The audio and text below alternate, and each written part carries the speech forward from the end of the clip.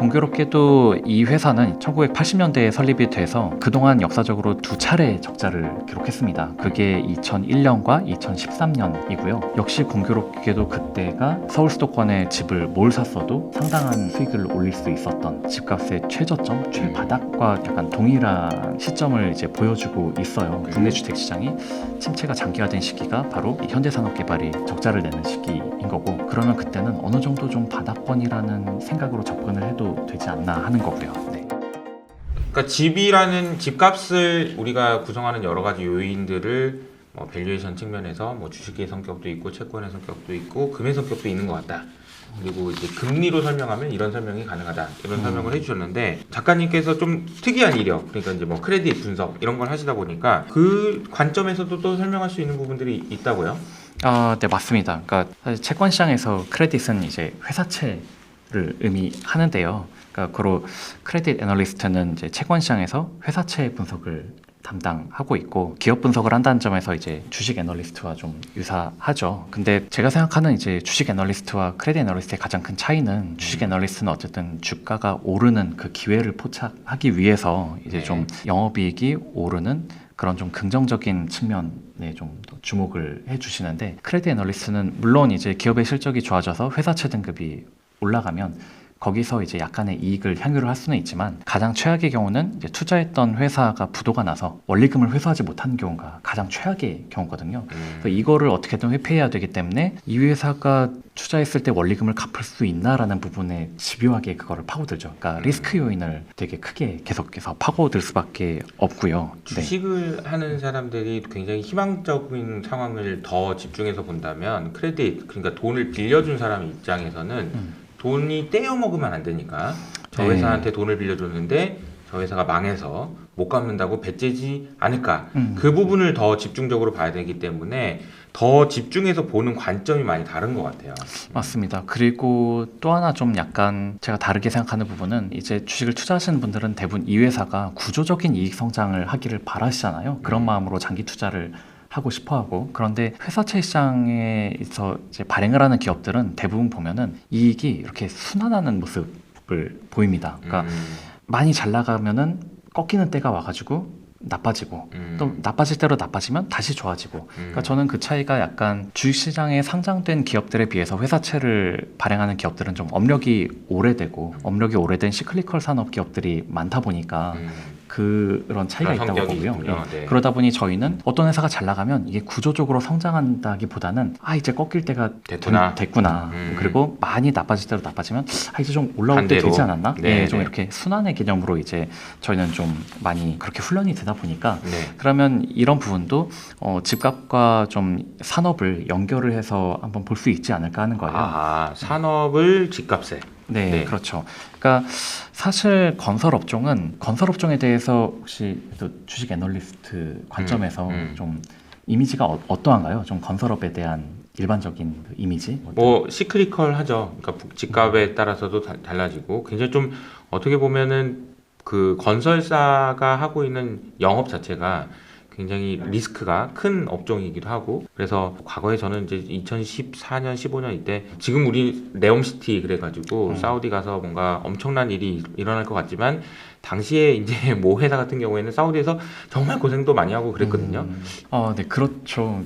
그리고 저는 또 하나 좀 빠질 수 없는 부분이, 건설업종의 PER이 굉장히 낮다라는 PER이 낮다, 그렇죠. 업종 PER이 낮다는 거는 결국 말씀처럼 이익의 변동성이 쌉니다. 언제나 싸요. 이익의 변동성이 너무 크다 보니까. 그런데 채권의 관점에서는 또 보면 이 건설업종이 부도율이 굉장히 높은 업종입니다. 그러다 보니 이제 은행마다 저마다 고유의 그 재무 모형 같은 게 있는데요. 은행 내부 신용 등급을 산출하기 위해 재무제표를 통해서 이거를 해서 산출해 보면은, 건설업은 건설업사라는 이유만으로 디스카운트를 더 당하게 돼 있어요. 그러니까 업종 고유의 리스크를 따로 반영하는 거죠. 그 이유는 역사적으로 건설사가 부도율이 다른 산업에 비해서 굉장히 높았기 때문인 거고요.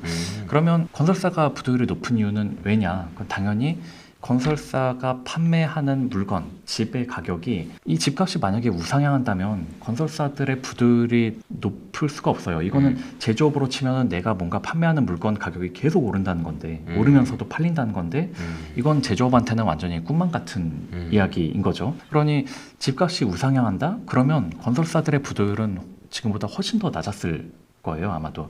그럼 결국은 집값이 우상향하지 않고 집값 또한 오르다가 또 한 번씩 크게 내리고 이런 일들이 있다 보니 건설사들이 부도율도 굉장히 제조업보다 높은 거죠. 그렇다면은 이제 역으로 생각해서 건설사들이 이익을 굉장히 많이 낼 때는 이익을 굉장히 많이 내는 기간이 오래면 오를수록 집값이 굉장히 높이 올라왔다라고 볼 수 있겠고, 반면에 건설사들이 계속 막 이렇게 손실을 본다. 그렇다면은 오히려 반대로 이제 집값이 좀 이제는 낮은 수준에 와 있구나. 이거는 뭐 이제 P 곱하기 Q 마이너스 C 관점으로도 이제 설명이 될 텐데, 사실은 이제 건설사한테 비용이라고 할 수 있는 토지비, 뭐 금융 비용, 뭐 인건비, 자재비 이런 게 아무리 올라도 P인 집값이 계속 올라주면 건설사는 계속 수익을 낼 수 있거든요.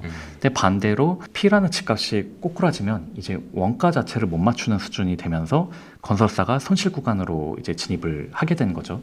그렇게 손실 구간으로 진입해버리면 당연히 건설사 입장에서는 주택 공급을 안 하게 되고, 그러면 주택 공급이 상당히 위축되면은 이제 공급이 없어서 차후에 집값이 또 이게 오를 수 있는 그럴 만한 이제 여건이 형성이 된다라고 볼 수가 있겠습니다. 최근의 상황들을 보시면 건설사 영업이익률이 이렇게 말씀하셨던 그런 해외에서 엄청나게 깨진 아픔들을 딛고 굉장히 좋은 수익성을 기록하고 있는데, 이 부분을 이제 주택 사업 부분과 그 이외 사업 부분으로 영업이익을 나눠보면요, 예, 말씀처럼 해외 쪽은 여전히 계속 적자를 지속하고 있습니다. 돈을 제대로 못 벌고 있는데, 반대로 지금 주택 사업 쪽에서 막 10%가 넘는 이익을 내면서 이 해외에서 나는 적자를 충분히 상쇄하고도 남는 그런 호실적을 지금 기록을 계속하고 있는 거죠. 사실 제가 이렇게 신평사에 입사해서 건설사들 시종평가를 해보면은 건설사들이 막 적자를 나거나 이익이 나봤자 뭐 이렇게 한 3~4% 이상 수익성이 나는 경우를 거의 본 적이 없었어요. 그러니까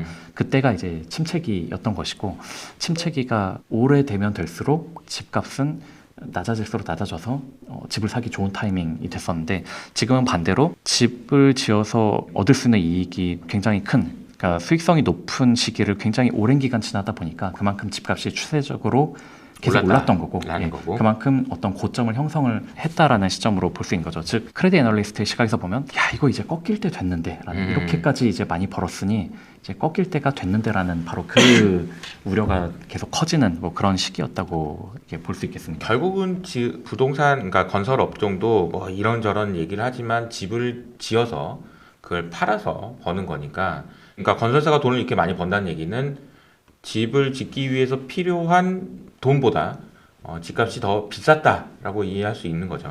그렇죠. 그런 기간이 상당히 오랫동안 지속됐다라고 볼 수 있겠고요. 그러면 사실은 뭐 건설사의 영업이익률이라는 게 일반인들이 접하기에는 그럼 저 이익이 뭐 주택에서 난 건지 뭐 해외에서 났는지 토목에서 난 건지 이게 사실 구분하기는 어렵잖아요. 그러다 보니 그냥 건설사 수익성으로 고점과 저점을 판단하라고 하면 좀 너무 막연한데, 그래서 저는 좀 어떤 레퍼런스로 삼을 수 있는 기업이 HDC 현대산업개발이라고 생각을 합니다. 네. 그러니까 이 기업은 일단 거의 국내 주택 쪽에 해외를 안 나가죠. 그렇죠. 좀 편중이 돼 있고, 국내 주택에서도 물론 국내 주택만 하는 건설사가 여럿 있지만 그 중에는 이제 지방에서만 하는 곳들도 있으니까 그런 곳은 사실 이제 서울 수도권에 관심 있는 분들이 볼만한 지표는 아니고, 네. 근데 반대로 현대산업개발은 서울 수도권에서도 굉장히 사업장이 많고 재개발 재건축도 상당히 수주를 많이 하는 그런 상위 건설사다 보니까 레퍼런스로 삼기에 이제 적합한 그런 건설사라고 보이고요. 공교롭게도 이 회사는 이제 1980년대에 설립이 돼서 그동안 역사적으로 두 차례 적자를 기록했습니다. 그게 2001년과 2013년 이고요. 역시 공교롭게도 그때가 서울 수도권에 집을 뭘 샀어도 상당한 수익을 올릴 수 있었던 약간 어떤 집값의 최저점, 최바닥과 지금 약간 동일한 시점을 이제 보여주고 있어요. 그렇죠. 예. 근데 이게 저는 그래서 뭐 단순히 이게 뭐 미신처럼 여기가 적자나면 저점이다 그런 게 아니라 그 논리를 한번 찾아보자는 건데, 즉 현대산업개발이 적자가 날 정도 라면은 사실 그 전에 현대산업개발보다도 못한 주택사업체들은 상당한 구조조정이 있었을 수도 있다는 거죠. 그게 실제로 2009년에서 12년까지 벌어졌었던 일이고요. 그리고 또 하나는 이제 건설사가 적자가 난다는 거는 결국 이제 원가보다도 더 낮은 가격에 팔아야 하거나 집을 만드는데 100만 원 들었는데 90만 원, 80만 원에 팔아야 되는 거죠. 그렇죠. 그렇게라도 하거나 아니면 기존에 진행 중인 사업장들의 집값을 사실 이 정도 예상했는데 이제 이렇게 떨어뜨린다. 혹은 기존에 있는 분양 물량들 중에 미분양된 거를 할인해서 팔아야 한다라는 그런 악재들이 다 겹친 상황이라고 볼 수 있거든요. 네. 그러니까 그렇게 건설사가 할인 분양을 하고 착공하는 즉시 이제 적자가 발생할 정도가 되면은 아까 말씀드린 것처럼 아예 이제 공급을 안 하고 기다리는 전략으로 이제 갈 수가 있는 거고 실제로 이 기간이 분양 물량도 굉장히 적었던 시기이기도 합니다. 네. 그래서 그런 측면에서 다른 곳도 아니고 HDC 현대산업개발 정도 되면은 건설사 중에서 이제 탑티어 건설사인데 그런 탑티어가 이제 적자를 내면서까지 힘들 정도면은 이미 하단의 그 시공력 순위가 더 낮은 건설사들은 이미 다 낮아빠지거나 이제 힘든 시기 다 겪은 뒤다 뭐 이렇게 볼 수 있죠. 그러니까 네. 어떤 침체가 깊어질 대로 깊어진 그 시기를 볼 수 있는 지표가 그러니까 여기서 주택 시장에 대해서죠. 예, 국내 주택 시장이 침체가 장기화된 시기가 바로 이 현대산업개발이 적자를 내는 시기인 거고 그러면 그때는 어느 정도 좀 바닥권이라는 생각으로 접근을 해도 되지 않나 하는 거고요. 네. 공급이 줄어들 테니까요. 네, 그렇죠. 그 외에 이제는 좀 간과할 수 없는 부분 중에 하나가 네. 이제 과거에는 이런 개발 사업의 리스크, 주택 사업 리스크를 건설사가 거의 전담을 했었는데 이제는 증권사도 상당히 이 리스크를 좀 분담하고 있죠. 요새 얘기 많이 나오는 이제 PF, ABCP 같은 네. 게 과거에는 PF가 건설사들의 익스포저였지만 지금은 증권사가 이제 이런 주택 개발 사업을 주도하면서 PF 우발 채무를 이제 증권사들이 끌어안고 건설 사업의 어떤 그 사업을 좀 주도를 하고 있는 건데 근데 사실 뭐 증권사는 수익의 원천이 너무 다양하다 보니까 이 중에 어느 정도가 부동산 덕분에 된 수익인지를 이제 파악하기는 좀 어렵지 않습니까? 근데 그거를 살짝 좀 다르게 이렇게 볼 수 있는 그 힌트로 볼 수 있는 부분이 저는 이제 부동산 IB 업무를 하시는 분들의 성과급, 연봉 뭐 이런 거라고 생각을 해요. 그러니까 즉 남들은 다 못 버는데 이분들만 되게 많이 번다?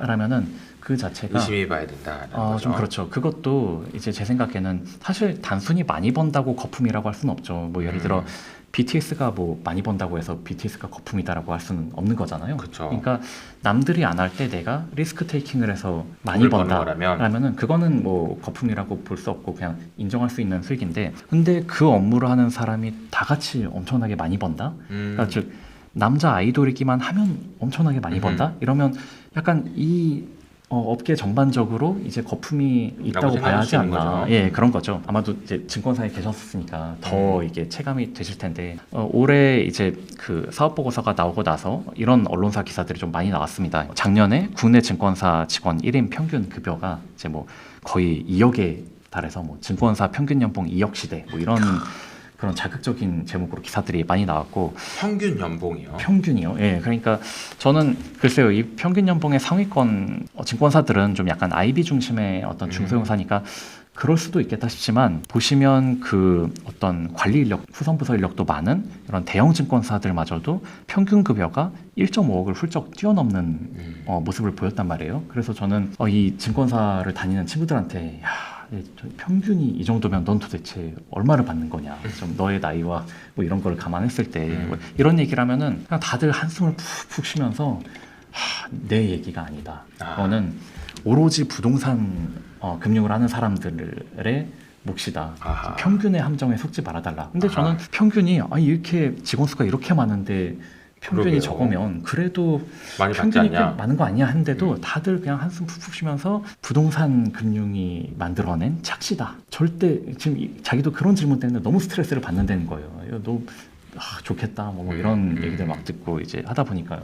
근데 나중에 후속 기사 나온 걸 보니까 대부분이 최고 연봉을 받는 분들이 이제 부동산 IB를 하시는 분들이었다라는 거죠. 뭐 실제로 제가 많이 듣는 얘기지만 취준생들도 증권사 취업을 희망하는 분들이 스펙이 좋은 분들은 부동산 IB로 들어가려고들 막 애쓰고 이제 리서치 센터 같은 곳은 이제 고생에 비해 보상이 적다 해서 인기가 많이 줄었다는 얘기를 네. 좀 들었는데 맞아요. 네, 좀 맞습니다. 어떨까요? 실제로도 그렇죠. 그래서 저는 좀 아까 한창 건설사의 수익성 가지고 이제 저점 고점에 대한 얘기를 해봤지만 이렇게 증권사가 이제 뭐 한두 군데도 아니고 리스크 테이킹을 차별화한 한두 군데도 아니고 여러 증권사가 그러니까 부동산 IB 인력들이 다 함께 이렇게 그것도 다른 IB 업종에 비해서 두드러지게 많은 성과급을 다 같이 많이 받았다라면은 이 또한 결국은 거품의 징조라는 생각을 합니다. 그래서일까요? 최근에 증권사들에서 구조조정 이야기가 많이 나와요. 그죠?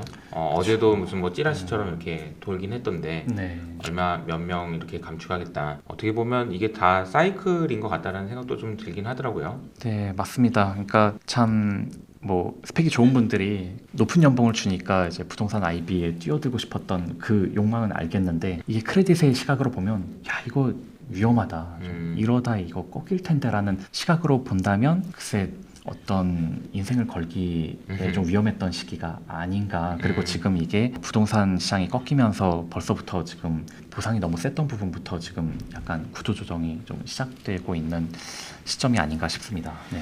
네, 오늘 배문성 작가님과 함께 부동산을 주제로 굉장히 다양한 시각에서 이야기를 나눠봤는데요. 티타임즈 구독자 여러분들에게도 도움이 되셨길 바라면서 저희는 여기서 인사드리도록 하겠습니다. 감사합니다. 네, 감사합니다.